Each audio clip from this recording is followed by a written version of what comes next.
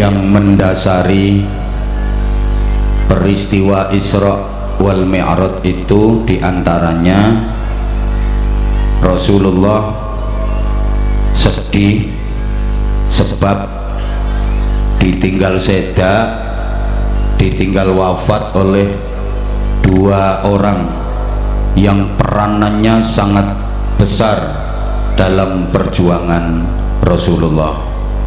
Pertama, paman beliau yang bernama Abu Thalib yang selalu memberikan pembelaan saat Rasulullah dimusuhi, diancam oleh orang-orang kafir Quraisy.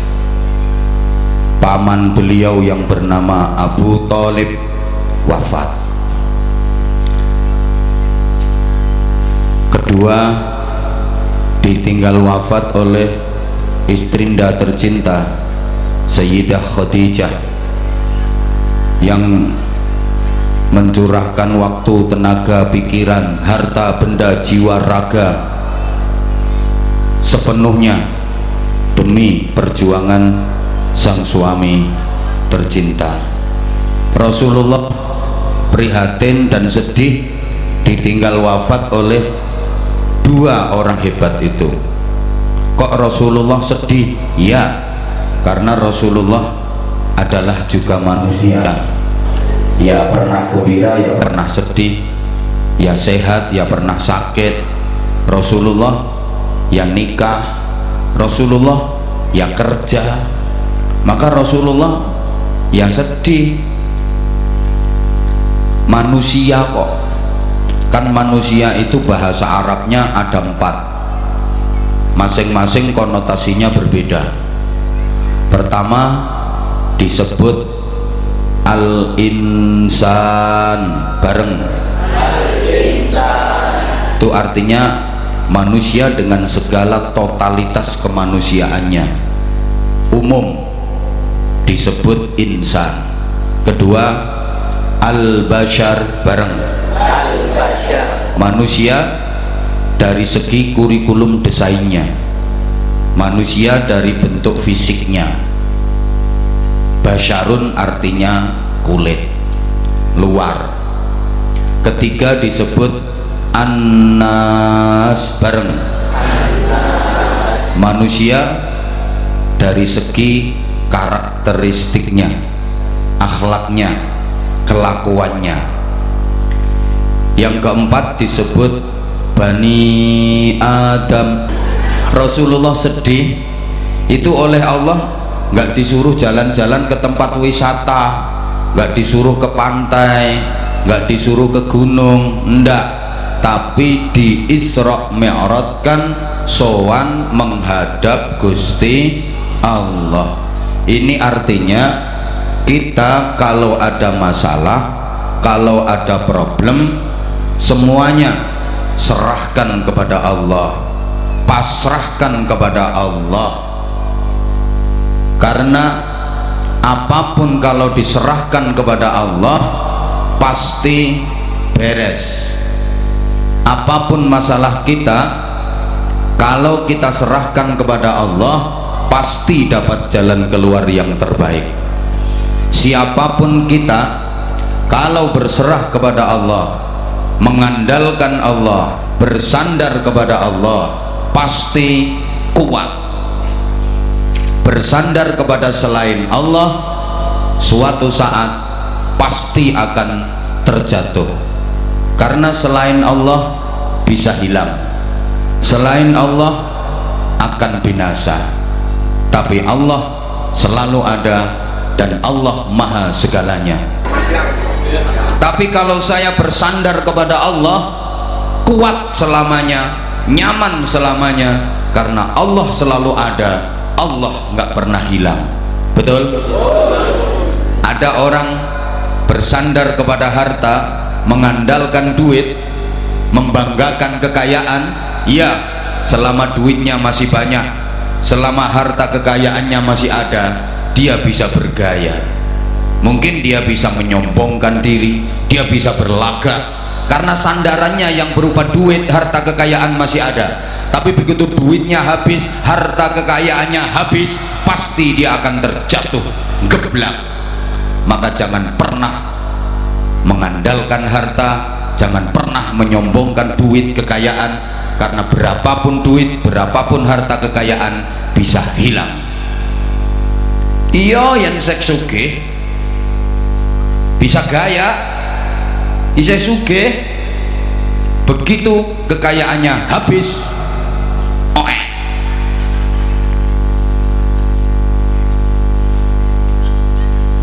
maaf, banyak orang yang ketika kaya semuanya minta diladenin, semuanya minta dilayanin, sepatu dibawain, map dibawain, kacamata aja dibawain. Begitu hartanya habis, power syndrome. Ada orang yang mengandalkan jabatan, pangkat, kedudukan. Iya, selama pangkat, jabatan, kedudukan masih ada, dia bisa berlagak, petentang-petenteng, dia bisa bergaya. Tapi begitu pangkat, jabatan, kedudukan selesai, jatuh geblak. Tapi kalau mau bersandar kepada Allah, pasti kuat, karena Allah selalu ada, Allah maha segalanya. Sehingga kalau punya masalah, kalau punya problem apapun, serahkan kepada Allah, curhatkan kepada Allah. Banyak peristiwa alam itu solusinya solusi langit. Maka Rasulullah ketika bersedih ditinggal wafat oleh dua orang hebat tadi, diberi solusi langit, diangkat ke langit, dinaikkan, sowan menghadap Gusti Allah. Kalau terjadi gempa bumi, terjadi gunung meletus, itu dalam Islam solusinya bukan hanya panggil ahli geologi, panggil ahli vulkanologi, datangkan tenaga ahli BMKG. Enggak, solusinya apa coba? Suruh baca kunut nazilah. Betul? Suruh kunut nazilah, minta keselamatan kepada Gusti Allah. Coba kalau ada gerhana rembulan, gerhana matahari, itu solusinya bukan kok datangkan teleskop Hubble, adakan penelitian tentang astrofisika dan astronomi. Enggak, tapi suruh sholat, namanya sholat gerhana, sholat kusuf lek gerhana matahari, sholat khusuf kalau gerhana rembulan. Berikutnya, Isra wal Mi'raj itu minal masjidil haram ilal masjidil aqsa, perjalanan Isra-nya dimulai dari masjid. Berikutnya berkaitan dengan haul. Apa hubungannya Isra Mi'raj dengan haul? Apa kaitannya dengan Isra Mi'raj? Para jamaah, perjalanan suci yang ditempuh Rasulullah Shallallahu Alaihi Wasallam, Isra Mi'raj itu melalui 3 terminal penting yang mengisyaratkan adanya 3 peristiwa penting. 3 terminal penting yang dijalani Rasulullah adalah Masjidil Haram, Masjidil Aqsa, dan Sidratul Muntaha. Jadi kalau peristiwa dan sejarah Isra wal Mi'raj tidak bisa lepas dari 3 terminal itu: Masjidil Haram, Masjidil Aqsa, dan Sidratul Muntaha. Masjidil Haram ini terminal keberangkatan. Rasulullah diberangkatkan menjalani peristiwa suci Isra Mi'raj itu dari terminal Masjidil, ya Allah semangat dong, dari Masjidil. Nah gitu, kalau kamu semangat aku juga semangat.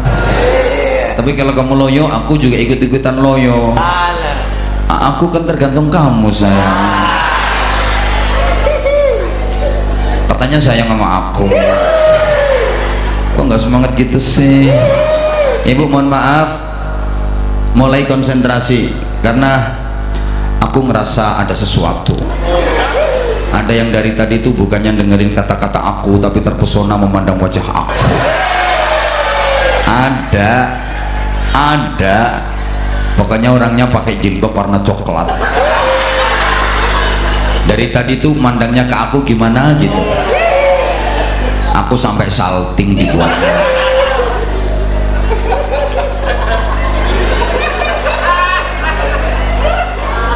Masjidil Haram itu terminal keberangkatan, sedangkan Masjidil Aqsa terminal transit peristirahatan.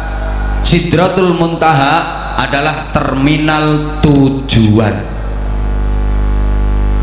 Ini mengisyaratkan adanya rungokno to, Masjidil Haram simbol kelahiran, Masjidil Aqsa simbol kematian, Sidratul Muntaha simbol kehidupan kembali sesudah mati. Jadi Masjidil Haram terminal keberangkatan. Rasulullah diberangkatkan Isra Mi'raj dari Masjidil Haram. Kita diberangkatkan menjalani kehidupan dunia ini dari terminal yang bernama kelahiran. Kemudian dari Masjidil Haram singgah di Sidratul Muntaha. Kenapa kok nggak langsung ke Sidratul Muntaha, singgah di Masjidil Aqsa? Masya Allah, gubuh kabeh. Ya gara-gara tadi yang bukan dengerin kata-kata aku, tapi gara-gara itu aku jadi keliru. Habis mata aku pandangannya bertatapan sama mata dia. Kalau lagi ketemu pandangan mata tuh rasanya kayak gimana gitu, sampai ceramah salah kabeh.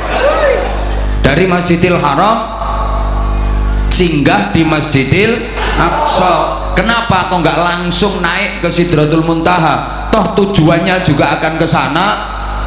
Kenapa nggak dari Masjidil Haram langsung naik ke Sidratul Muntaha? Wong tujuannya juga mau ke sana. Kok singgah dulu ke Masjidil Aqsa? Ini terminal transit peristirahatan, simbol kita nanti akan transit di alam kubur. Sampean mboten pengen jalan-jalan no alam kubur? Hah? Loh, alam kubur itu rame nemen. Yuk kapan-kapan lah ngerti dewek.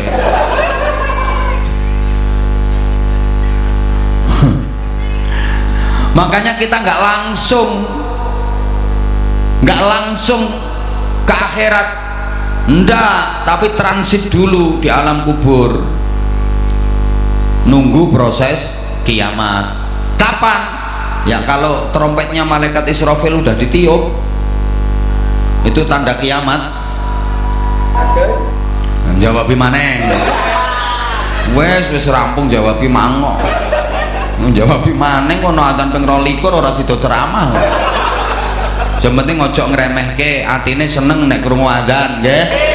Terus niat ngene iki, niat atine niat aku arep nglakoni salat wajib zuhur ana ing waktune, wajib niat ngono kuwi. Kapan krungu adzan belum langsung mengerjakan salat, atine sampean kudu niat aku arep salat fardu zuhur ana ing dalem waktune ngono. Dene oleh mau nglakoni ya mbuh jam pira, sing penting aja sampai entek waktune. Engko zuhur mbok lakoni isya. Halo. Halo. Transit dulu di alam kubur atau alam barzah, sebagaimana Rasulullah transit di Masjidil Aqsa. Dari Masjidil Aqsa naik ke Sidratul Muntaha. Ini terminal tujuan, simbol dari alam kubur kita akan dibangkitkan kembali, dihidupkan kembali sesudah mati, dan itu adalah tujuan, dan itu adalah hidup yang hakiki, hidup yang abadi, hidup yang selama-lamanya lama. Kalau enak selamanya, seneng selamanya, bahagia selamanya, mulia selamanya. Kalau sengsara, menderita selamanya, sakit selamanya, tersiksa selama-lamanya, tidak ada hentinya, tidak ada istirahatnya.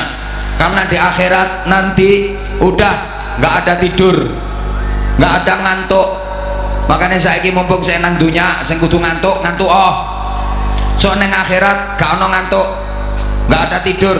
Kalau di surga enak seterusnya karena gak ada tidur, gak ada ngantuk, gak ada istirahat. Saya ulang, Masjidil Haram, Masjidil Aqsa, Sidratul Muntaha, itu 3 terminal yang dijalani Rasulullah. Simbol peristiwa yang pasti kita alami, peristiwa yang pasti dialami oleh semua manusia.